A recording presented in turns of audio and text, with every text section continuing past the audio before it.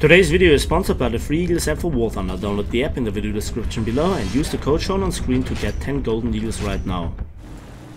Welcome back to War Thunder and welcome aboard the A7M1 9K NK9H. This is a Japanese 4.7 rank 3 premium plane, premium fighter, and it's just a very good all-round plane. There is also a Tech 3 version, the A7M2, but it always felt clearly inferior to the capabilities of the NK9H. NK9H is probably the designation of the engine, if I'm informed correctly. And well, I took it out for a spin again in a Japanese plane. I don't fly them that often as they would deserve it. Fantastic planes in the entire Tech 3s. Yes, a few planes that are not so good. The bomber line is also not very interesting except from the H6K4, H8K2 and 3, the premium version. Maybe also the G8N1, which is currently the end of the line bomber. But back to the A7M1. Why this plane? Because, well, it's very reliable. And whenever you have a special mission, you want to go into a vehicle that you know, a vehicle or a plane in this case, that you know you can pull off a lot of good maneuvers, a lot of good results in the process, and overall get decent income. And we are talking about really decent income for a tier 3 plane. Civil lines is always something that, well, is something that premium planes print, especially in RRB, even without boosters, or hell, even without a premium account. And well, for a change I wanted to just jump into, well, a plane that is not new, something that I know, that I, well, again, like. In fact, I love this plane, and I did maybe 1 or 2 videos about it. One of them was certainly what I called the golden plane, if I remember correctly, where I actually finished one of the golden eagle battle wagers with, one of the few times that I really tried it. I have a lot of them lying around. I should probably use them more often, but I always feel like, you know, bad luck strikes and you always face very competent enemy teams and your team is not so competitive for all of a sudden. It always happens to me if I fly Japanese planes, if I fly German planes, you know, the stuff where you think you can certainly win for sure, but then you also have to pull off a kill to fulfill that for a golden eagle battle wager. Now the first is here the attack on the B-25, and I hit the engine and it burns. Another hit burn. I also zoom away and make kind of a beeline away from him to not get shot by the 50 cals, and there you see it. That's kind of a good result, a good income in terms of RP for that kill. So yeah, I had activated a very big booster and I wanted to get the maximum out of it. The thing for me is I am always a bit nervous when I use big boosters. I know I could play just so much to get the same kind of overall result in a few battles or more, even have more fun and overall more income per kill. It's actually then a bit more income if you know, do it over a section of, well, missions or matches. But then again, this plane, well, I just wanted to know it. What can I pull off? Can I pull off an ace match? Can I pull off something really amazing that the world hasn't seen so far? Yeah, kind of not. This plane always plays very similar. You climb, you play together with your team, you observe the enemy, you circle around, wait for the enemy to make a mistake, and then, well, just kind of attack them. And here is the difference between this plane and, well, other planes. In this plane, this is an option, and you always can fall back to turn fighting.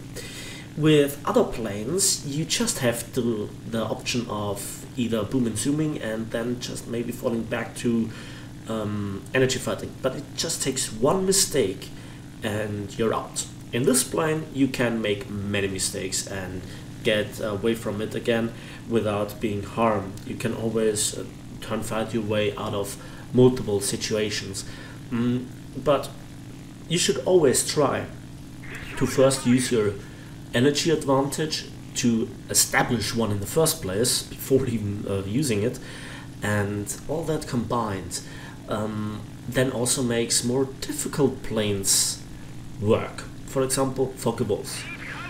With the Americans, I switched over to research my American planes with the Focke-Wulf A8, as I've shown, because it's actually more challenging, more fun to have success in this plane than with a Spitfire. And surprisingly enough, and I don't think that I've ever will say this, you have a completely different plane when fighting Germans. You fight on the same plane level, and it's just so fun to just see how your skill actually overcomes then other players when they are more or less in the same plane, in the same situation. And lo and behold, I got awesome results. So here you can see I'm doing stuff that I probably would not do in a German plane. In a German plane I more or less would have committed to the head-on pass, but in this plane I could turn around in time. And the Yak-9T is now pressured in trying to, well, fly away. But as you can see, I turned around and I'm actually, keeping up. Let's put it that way. I'm not catching up like usually in a Spitfire, especially the Griffin one, does against the Focke-Wulf A. It's just how it is. And I actually turned away from the Yak-9T. I was not interested in running him down. I potentially could do it, but there were more kills potentially there.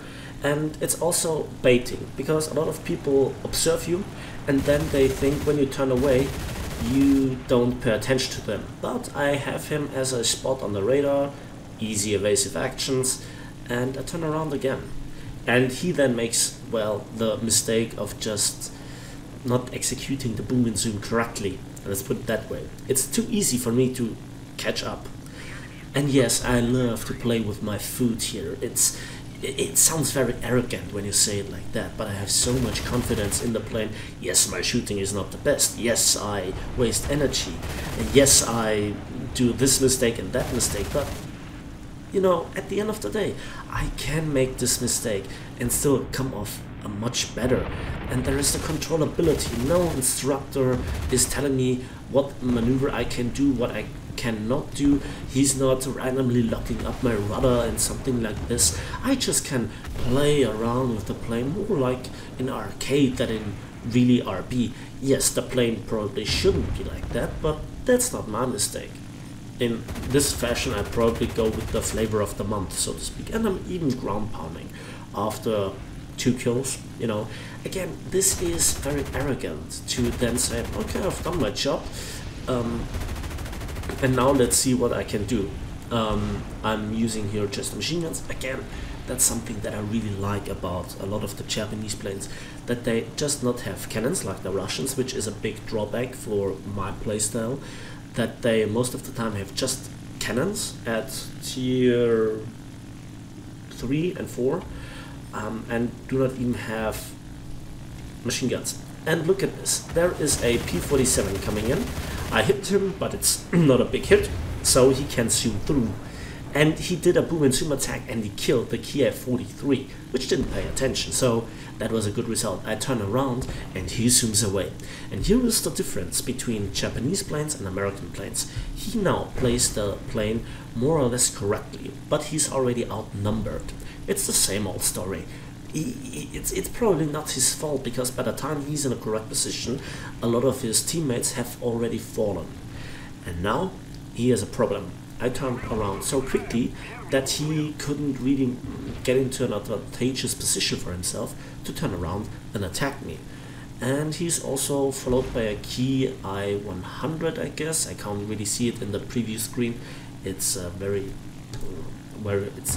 picture is not very sharp. And so I'm sorry if I misidentify a plane or something like this. His only chance is to, well, get into the cloud cover and then make a surprise attack. I do this myself all the time in Focke-Wulfs and BF-109s and also P-47s. I know this, so I want to use it myself. And well, it's just it's so difficult with a plane that is highly unmaneuverable. Well, the P-47 is not that unmaneuverable, but also taking here Focke-Wulfs and BF-109s, the old versions, I have not tested the new ones by the way, into account. You know, even if you might get into a distance, you then end up with a head-on, and the guy in the Turnfighter might just avoid the head-on, turn around and sit behind you, much like I did here with this P-47D, and I am within shooting range in the optimal convergence for my guns, and I hit him, he's on fire, just like that. And you heard it in the background, me snipping, it was just easy. And I, well, watch him burning down. And then the fire goes out, but I get closer, and that's, well, he really can't escape. He has engine damage, he's running away, he tries to use his top speed, but this plane is also very fast. This is one of the things that I don't understand quite well when you have to balance planes. If you give a Turnfighter also the capability of climbing very fast, but also have decent firepower and a good diving speed, where is the drawback? Where is the drawback? Where is the niche where a boom and zoom fighter really can abuse it? And a funny thing is that many people say, well, you have just to do teamwork. Well, yeah, that's an option for the nation with boom and zoom aircraft or energy fighters. But then again, you have to think about it. What if the Turnfighters also do teamwork? Do you really want to go in a furball with Japanese planes? With a horde of American planes, or hell, even German planes? Well, the German planes, they have such a disgusting firepower, and German players are also very trained to do teamwork, that it's, you know, it's very easy to say that the Japanese will come off best, but they will suffer greatly at the hands of the Germans in a 1 versus 1, or, you know, in a team versus team, let's put it that way. Again, I'm at low altitude, I'm ground strafing, and yeah, soon I will run out of ammunition when I attack this artillery position, and yeah, then I fly back to the airfield, rearm and climb back. So let's make a shortcut. So this point is very interesting because in the background you see the Year 2, that is the last player of the enemy team, and he is circling around his airfield. So I looked it up, he actually was going back to rearm, so he was not really circling around, and later on we will see that he is actually that kind of bomber player that I like, because he did not hide in the airfield cover. I climbed to around about 3,000 meters, and then the vehicles appeared that you can strafe with machine guns and actually reduce the enemy's tickets. This is the one that this is a feature that I like being added, but the Japanese have then problems also dealing with the pillboxes. So this might actually be the niche on this map for the Ki-109, because in tank RB it's too unmaneuverable, not fast enough, defensive gunner is not good enough, I guess, and well, it's very unreliable, let's put it that way. You have a gun with 15 rounds, if you can make them work, you can eat up to 15 light pillboxes in the ideal case. I don't know how many rounds they need, but that's what I expect. And that could decide the outcome of a battle much more reliable. So the Russians have a lot of good bombers and a lot of good ground strikers. Even Yak-9T can go back and equip the armor-piercing belt for the 37mm. So you can see other nations have much more diversity in their rampage against light pillboxes. Japanese, not so much. Yeah, there were additional rockets being added, but then again, you need a direct hit. Light pillboxes are very tricky to take out, and it's, you know, and then the probably most difficult part is to survive that long, that you get into this situation, and also rely on your team to not really go for the last enemy player and give you the time to rack up the kills. And then you must not miss your shots. You have to have the full AP belt. So it's strange, but that's probably a niche for the Ki 109. I also tried out the Hornet for the Americans, and that is really a weird plane because it is like a ME410, just worse. Yes, it can one-shot pretty much everything with the HE belt. It's premium, good income, but then again, it doesn't have the backup firepower. Yeah. And then I just wanted to show you this scene here again, and I actually went into the replay to kind of record it.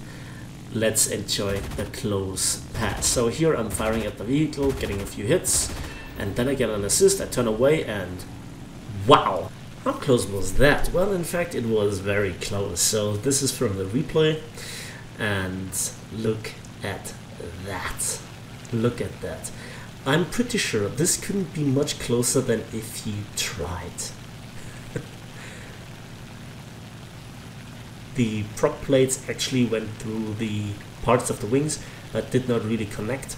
So yeah, but look at this, the shadow of the left wing of the upper green plane is actually on the wing of my plane, the lower plane, and it's just so damn close. So this is again one of the things that describes perfectly the feeling of playing Japanese planes. It just works. It just works. Many people dislike certain aspects of the Japanese planes, something like the 20mm, but I think for those turn fighters, those guns are very, very good. Let me explain it in this way. The muzzle velocity of the 20mm for the Japanese is not the highest, but I'm kind of used to slow muzzle velocity for 20mm from the German MG FFMs and also the MG 151s. They are not that great for those high-speed boom and zoomers, and you very often miss shots with the Germans, so this is why the combination is a bit tricky, to be very polite. With the Japanese, they are turn fighters, and they also have the belts where you can select a belt where you have a tracer and still have a lot of high explosive or armor piercing incendiary shells. For example, universal belts for the 20mm. They just work. I think in a close combat they are a little bit better than the Hispanos, in my opinion. And you have a little bit more ammunition per gun than the British to a certain degree. Depends on the exact type, but you know where I'm going. So I just racked up, yeah, enough now that I think I have something worth showing, but that's not really the end of the match, is it? So at this point I really felt relaxed. I just cut enough out for like 25 minutes, so in this respect the match was already going for around about 25 minutes. And the problem is that the booster is running out. Every silver line and RP booster is running out after half an hour.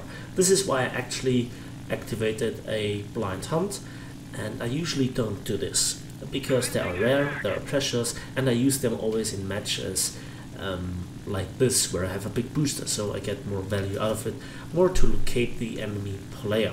And you know, yeah, big shout out to the Sierra 2 pilot, because he sneaked around. He didn't hide in the airfield. He was actually a little bit climbing and well, going for the bases. He was taking the long run around, and I attack him. And here I type it in chat. I have a 500% RP booster, and sorry about this. This is always something important. Write this in chat if you have a big booster. Many people know the feel then when you have a big booster and you are about to get a good match, that they just let you have the first attack run on a plane, or they know why you're so eager to get it.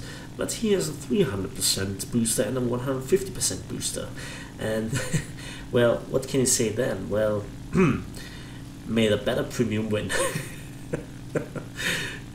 Well, this is how it is. So this is fair sportsmanship, but I have the altitude advantage. I can dive on the enemy and just approach a little bit faster. And in just a moment you will see another thing that you should always use. Despite the fact that your teammate will probably get the kill, you should not really, well, give up on it.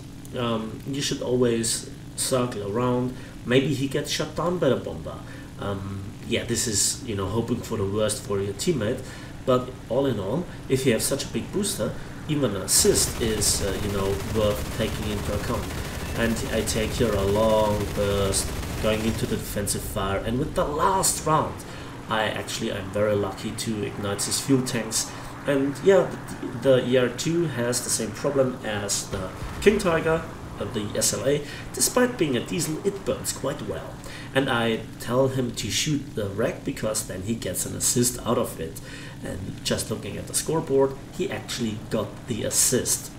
And you know, that is worth quite something. And well, that's the end of the match, so let's have a quick look at the post-battle results.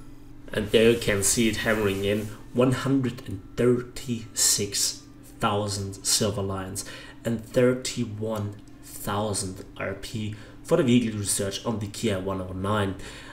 The 2 matches afterwards actually then provided me with the full unlock of the Kia 109. So that's basically the reason why I wanted to show you this, the insane income with a 500% booster.